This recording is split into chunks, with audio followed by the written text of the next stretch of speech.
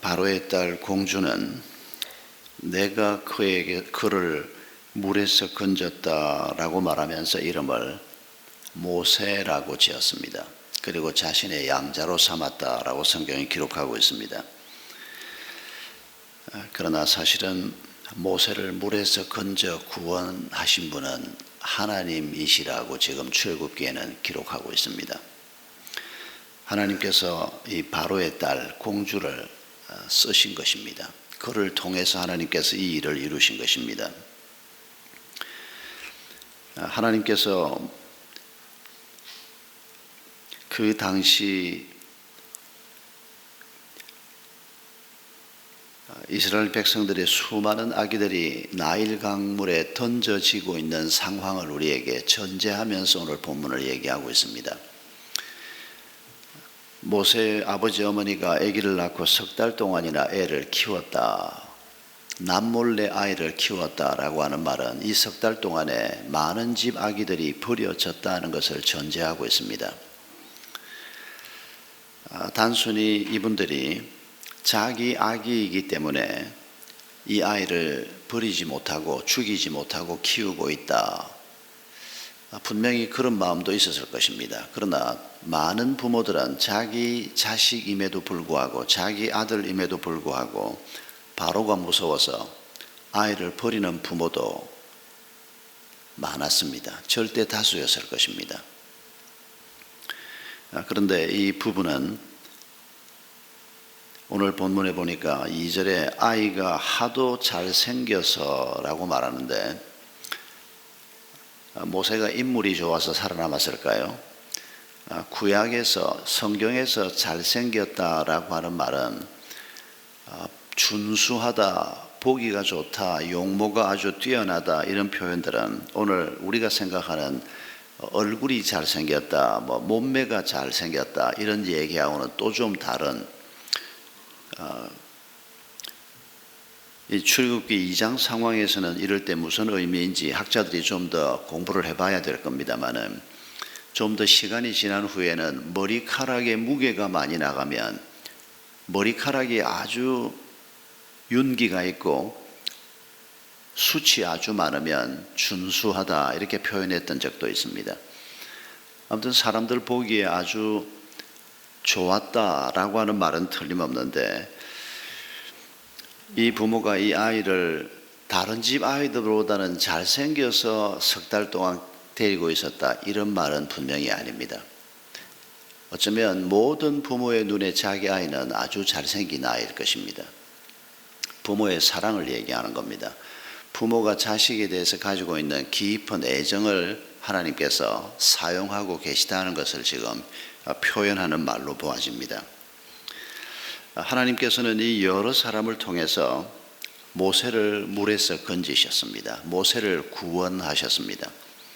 그런데 여기 갈대 상자, 이 갈대 박스, 이게 바로 창세기에 나오는 방주라고 하는 단어하고 똑같은 단어입니다. 일부러 하나님께서 그렇게 쓰신 것 같습니다. 방주를 만들게 해서 거기에 8명의 사람을 태우고 수많은 짐승들을 태워서 인류 역사를 새롭게 시작하셨는데, 지금 하나님께서는 환대받는 손님으로 이집트 땅으로 갔다가 어느 순간 노예로 전락해버린 이 이스라엘 백성들의 새로운 역사를 지금 쓰기 위해서 한 아기를 준비시키고 있는, 그래서 이 아기가 마치 어두운 세상에서 방주를 통해서 사람들이 구원받았던 것처럼 하나님의 구원의 섭리가 이 아기에게 임하고, 그리고 이 아기를 통해서 하나님의 구원이 점점 더 커져가고 넓어져가는 그런 얘기를 출애굽기에 담고 있는 것을 우리가 지금 그 서두를 보고 있는 것입니다.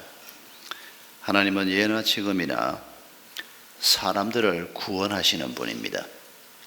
하나님의 가장 큰 관심은 어둠 속에 있는 사람을 빛으로 구원하는 것이고, 혼돈 속에 있는 사람들을 질서 가운데로 구원하는 것이고, 질병 속에 있는 사람들을 건강하게 구원하는 것이고, 배고픈 사람들을 먹여서 구원하는 것이고, 생명이 없는 자에게 하나님의 생명을 나누어 주심으로 구원하시는 분이십니다. 구원이라고 하는 단어가 단순히 예수 믿고 천국 갈 백성으로 영혼 구원을 받는다 아닙니다. 그런 구원은 하나님이 성경에서 말씀하는 구원의 일부에 불과합니다.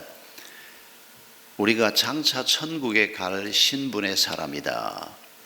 그것도 물론 성경이 가르치는 것 중에 하나지만은 그보다 더 중요한 구원이 많이 있습니다. 아니, 장차 천국에 간다는 사실보다 더 중요한 구원이 어디 있겠느냐? 아닙니다.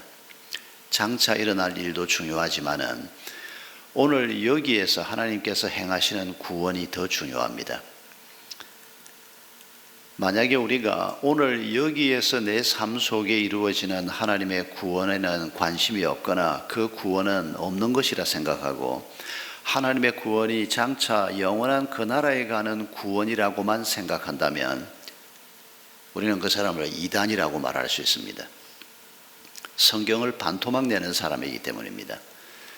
영원한 그 나라라고 하는 것은 오늘 하나님의 나라가 우리 가운데 이미 임했고 오늘 내 삶 속에 하나님의 구원이 이미 이루어지기 시작했고 그걸 전제해서 오늘 이루어진 구원이 장차 영원한 그 나라에서 완성될 것을 바라보는 구원이지, 오늘은 하나님의 구원이 없는데 영원한 그 나라에 가는 구원이 우리에게 남아있다, 그건 성경을 아주 잘못 해석하는 것입니다. 하나님께서는 모세를 물에서 건져내신 것처럼, 방주를 만들어서 건져내신 것처럼, 그리고 여러 사람의 손길을 통해서 건져내신 것처럼 오늘도 하나님께서는 많은 사람들을 구원하기를 원하십니다. 우리가 이 사실을 먼저 오늘 본문을 통해서 다시 한번 우리 마음 깊이 받아들일 수 있기를 바랍니다. 이런 하나님의 모습을 우리가 분명하게 보지 못하면 우리가 걸어가야 할 길도 우리가 보지 못하게 되기 때문입니다. 왜 우리가 회사를 가고, 왜 우리가 아이를 키우고, 왜 우리가 가정을 잘 세우려고 하고, 왜 우리가 교회를 만들고, 왜 우리가 학교를 만드나? 궁극적인 목적은 구원이 이루어지는 일을 위해서입니다. 하나님께서 모세를 물에서 건지신 것처럼 하나님께서 통곡의 장소가 됐던 나일 강에서 생명이 구원받는 기쁨이 나타나는 것을 보여주시는 것처럼 오늘 이 혼돈되어 있고 모든 것이 무너져가고 있는 세상 속에서 하나님의 구원을 이루시기 위해서, 그래서 그 구원이 우리에게 먼저 임했고, 그리고 우리가 모세가 자라는 것처럼 좀 더 자라면서 하나님의 뜻을 깨닫게 되고, 하나님이 왜 나를 구원하셨나, 하나님이 왜 나를 그리스도인으로 부르셨나, 우리가 하나님의 마음을 조금씩 깨달으면서 나를 통해서도 이 구원이 점점 더 확산돼 가야 한다는 것을 깨닫게 될 때 우리가 그리스도인으로서 또 새로운 성숙한 삶을 시작할 수 있는 것입니다. 어떤 사람은 예수를 믿는다고 말하면서도 평생을 나 같은 게 하나님의 동역자 혹은 하나님의 사명자, 어떻게 그런 감당할 수 없는 이름을 달 수 있겠냐. 그래서 아주 패배주의적인, 복음의 영광이나 하나님이 주신 약속의 말씀을 전혀 긍정적으로 받아들이지 못하고 패배에 가득해서 늘 죄에 짓눌리고 상처에 짓눌리고 열등감에 짓눌리고 복음으로 그 모든 것들을 극복하지 못하고 한평생을 신앙생활을 하는 그런 사람들도 자주 볼 수 있습니다. 반대 경우도 있습니다. 세상 영광으로 자기 삶이 가득 채워지는 헛된 꿈을 꾸면서 소위 신앙생활을 하는 사람들도 있습니다.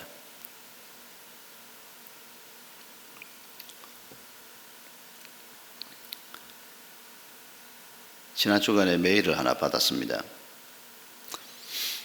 최순실이 잠깐 나갔다는 그 교회 목사, 제 후배 목사한테서 메일이 왔었습니다. 최순실 언니는 그 교회 계속 출석하고 있는 성도랍니다. 그런데 한동안 이 친구가 몇 달 동안을 나오지도 않고 만나야 될 자리에 아주 중요한 자리인데도 안 오고 이래서 무슨 일이 있나. 이 사람이 연락은 오는데 계속 이런저런 핑계로 못 나온다, 못 간다. 그러다가 바로 그 교회에 최순실이 출석하고 헌금한 교회라는 걸 알게 됐고, 아, 그래서 이 친구가 사람들 눈에 띄는 걸 조심을 했구나. 그런데 지난 주간에 저한테 짧은 메일을 보냈는데 그걸 직접 한번 저한테 설명을 한 겁니다. 그동안 목사님 못 나가서 죄송합니다. 다다음 주에는 꼭 나가서 목사님 뵙겠습니다. 그런데 알려진 것처럼 뭐 최순실이 그렇게 막 몇백만 원 헌금을 한 게 아니고 등록한 적도 없고 들었던 게 조금 오차가 있었습니다.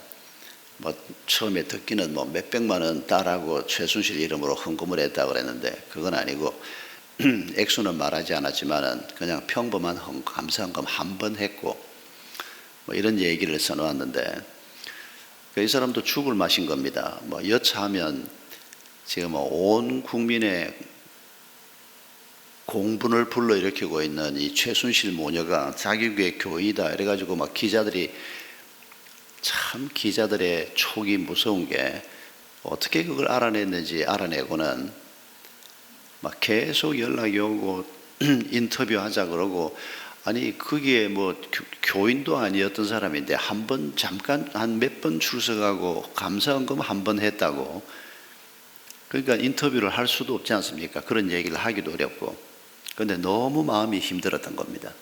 뭐 여차하면 또 그 일 때문에 또 한국 기독교가 욕을 먹는데 틀림없이 자기 교회 이름이 오르락내리락 할 것이고 그래서 그냥 막 사람들 눈에 띄지 않게 가만히 숨을 죽이고 한 몇 달 있었다는 겁니다. 또 자문도 구했답니다. 이럴 때 어찌해야 됩니까? 그랬더니 어떤 그 언론 쪽에 있는 분이 그러더랍니다. 사람들 눈에 띄지 않게 가만히 막 대응도 하지 말고 뭐 전화가 와도 받지도 말고 가만히 있으면 지나간다고. 이제 조금 지나갔다고 생각이 되는 모양입니다. 참 우리가 지금 아슬아슬한 마음으로 새해를 지금 맞고 있습니다.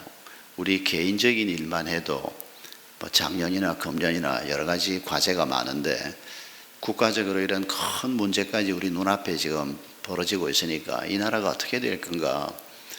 정신 나간 사람들이 외치는 구호를 보면 나라가 망할 수밖에 없는, 그러니까 일본에서는 패망 직전에 월남하고 지금의 한국이 상황이 아주 비슷하다 이런 못된 보도가 나오는데 얼핏 보면 그럴만도 합니다. 탄핵이 안 되면 혁명이 일어나야 된다. 그런 인간이 없나. 탄핵을 막기 위해서 군대가 나와야 된다. 그런 인간들이 없나. 그런 사람들이 극소수인 것을 다행으로 생각은 하지만은 지금 우리의 상황이 이렇게 편안하게 우리가 그냥 앉아 있을 상황이 사실은 아닙니다. 그러나 우리가 할 수 있는 일이 무엇이겠습니까? 우리가 이제는 뭐 전부 이제는 헌재만 쳐다보고 있는데 어떤 상황이 우리 앞에 벌어지더라도 하나님께서 이 나라를 불쌍히 여겨주시도록 우리가 계속해서 기도하는 것만이 지금 우리로서 우리가 할 수 있는 가장 중요한 큰 일이라고 생각합니다. 오늘 본문을 보면 하나님께서 사람의 마음을 움직이지 않습니까? 하나님이 일을 하시는데 이 모세의 부모의 마음을 움직입니다. 이 아들을 키우다가 자기 집안이 멸문을 당하면 어떻게 할 겁니까? 아무리 태어난 아기가 이뻐도 이미 형도 있고 누나도 있습니다. 이 아기 하나를 키우다가 온 집안이 다 죽음을 당할 수가 있는데 그런데도 석 달씩이나 키우게 합니다. 그리고 석 달 후에는 아이가 점점 울음소리가 커지고 비밀리에 아이를 키울 수가 없으니까 석 달 동안 그 죽음을 감수하고 아이를 키우다가 갈대 상자를 만들 생각을 합니다. 이 아이를 어떻게 살릴까 그 고민을 하는 중에 갈대 상자를 만들어서 역청을 칠하고 물이 새어 들어오지 않도록, 그리고는 나일 강에 띄우는데, 여러분 나일 강에 띄운다고 아이가 살 수 있습니까? 만약 일반 애굽인들 눈에 띄면 이 아이는 바로 죽는 겁니다. 적인 히브리 사람들의 남자 아기를 지금 죽이라고 하는 왕의 명령이 반포되어 있지 않습니까? 누가 그 아기를 살릴 수가 있겠습니까? 그런데 이 아기를 갈대 상자에 띄울 때 숲속으로 띄웠고, 거기에 공주가 나와 있을 것을 예측을 했는지 못했는지, 혹 공주가 가끔씩 그 근처에 와서 목욕을 한다는 정보를 알고 있었는지 모르고 있었는지 모르지만은, 부모와 이 누나 미리암의 입장에서는 최대한 이 아이를 살릴 수 있는 방법을 지금 찾으면서 갈대 상자를 띄운 것입니다.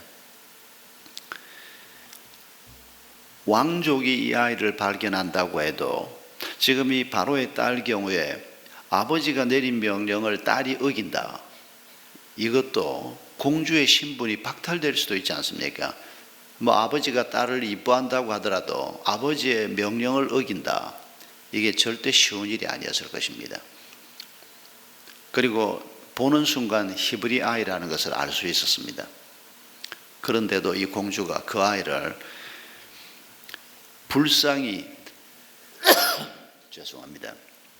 오늘 본문 6절에 보면 그 아이를 불쌍히 여기면서, 이 아이는 틀림없이 히브리 사람의 아이구나, 그러면 죽여야지, 버려야지 라고 결론을 내려야 마땅한데도 하나님께서 이 공주의 마음을 움직여서 이 아이를 살립니다. 하나님께서 사람의 마음을 움직이는 것을 우리가 본문에서 계속해서 볼 수 있습니다. 하나님께서는 사람의 마음만 움직이는 것이 아니고 모든 것들을 다스리는 분이십니다. 하나님이 이루시는 구원에 그 부모, 누나, 방주, 공주, 시녀들, 공주와 시녀들만 해도 그렇습니다. 만약에 공주와 시녀의 관계가 서로 목숨을 함께 할 수 있을 정도의 관계가 아니면, 시녀 중에 하나가 못된 아이가 있어가지고 고발합니다. 이런 관계에 있는 이런 시녀가 있었으면 이게 또 공주한테는 얼마나 큰 짐이 됩니까? 그런데 이 공주와 시녀들이 함께 지금 공주의 뜻을 받들어서, 결국은 하나님의 뜻을 받들어서 모세를 살리는 일에 다 함께 움직이고 있는 이 모습을 하나님이 소상하게 기록하셨습니다. 오늘 이 10절에 기록되어 있는 말씀을 한 줄로 줄일 수 있습니다. 모든 아기가 다 죽던 때에 하나님께서 기가 막힌 방법으로 모세를 살리셨다, 한 줄로 압축할 수 있습니다. 그런데 왜 하나님께서 그 부모 얘기, 누나 얘기, 갈대상자 얘기, 시녀 얘기, 공주 얘기, 유모 얘기, 이런 얘기를 왜 이렇게 기록하고 있습니까? 하나님께서 일하시는 방법을 우리에게 보여주시는 것입니다. 사람들 눈에는 절대 보이지 않는 길입니다. 모든 아기들은 죽어야 하고 남자 아기들은 죽게 돼 있고, 추상 같은 바로의 명령이 떨어졌고, 또 실제로 수많은 아기들이 지금 죽고 있고, 그러나 이런 상황 속에서도 하나님은 구원의 길을 예비하고 계시는 분이시다. 그게 우리에게 주려고 하는 메시지입니다.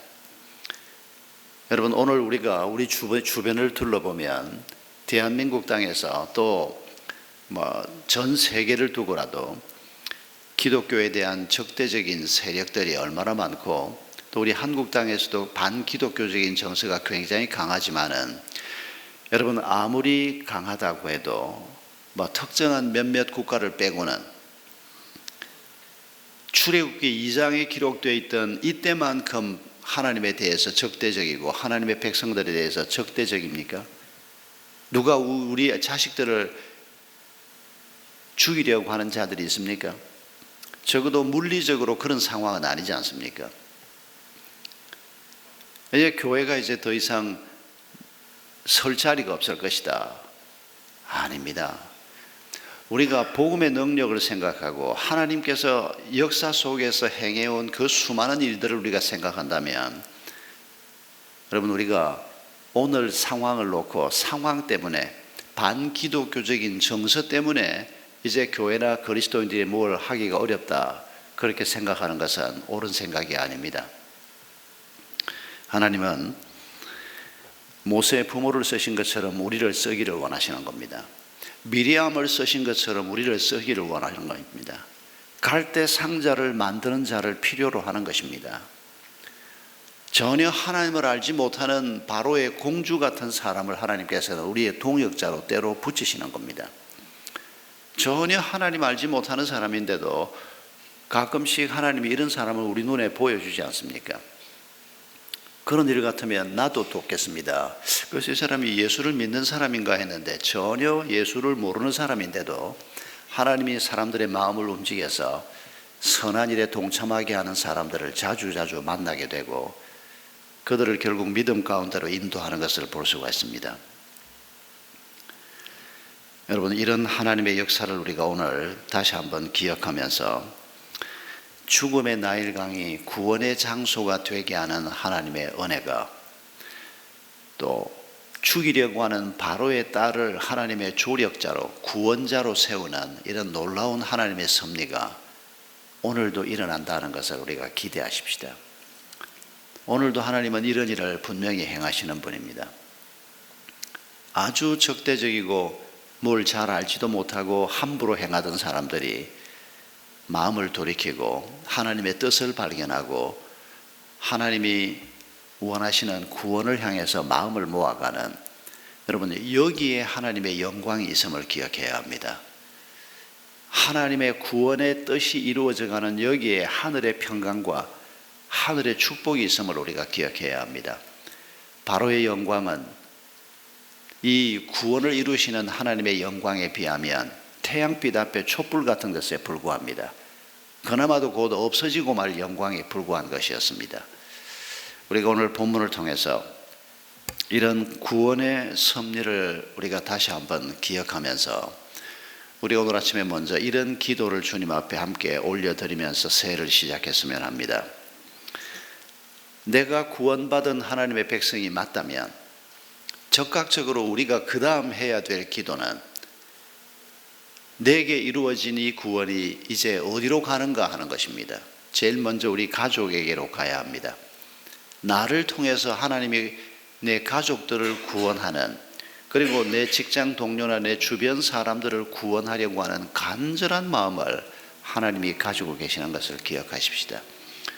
그런 하나님의 마음을 깨달은 바울이 내 이름이 하나님의 생명책에서 지워지는 한이 있더라도 내 동족들의 구원을 이루어 주옵소서, 그렇게 기도했던 그 마음이 바로 하나님의 마음이었던 것을 여러분 기억하십시다. 금년 한 해 동안에 내가 어떤 일을 하고 있든지 간에 내가 하고 있는 그 일 속에서, 내가 서 있는 그 삶의 자리에서 갈대 상자를 만드는 일이 이루어지게 하시고 사람들이 하나님을 알게 되고 하나님의 영광으로 나오고 하나님의 생명으로 나오는 일이 내 개인의 삶의 자리에서, 우리 가족들을 통해서, 우리 목장을 통해서, 그리고 나아가서는 우리 은혜샘물교회 공동체를 통해서 이 일이 이루어지는 것을 우리가 먼저 하나님 앞에 함께 간구하십시다. 우리 함께 기도하겠습니다.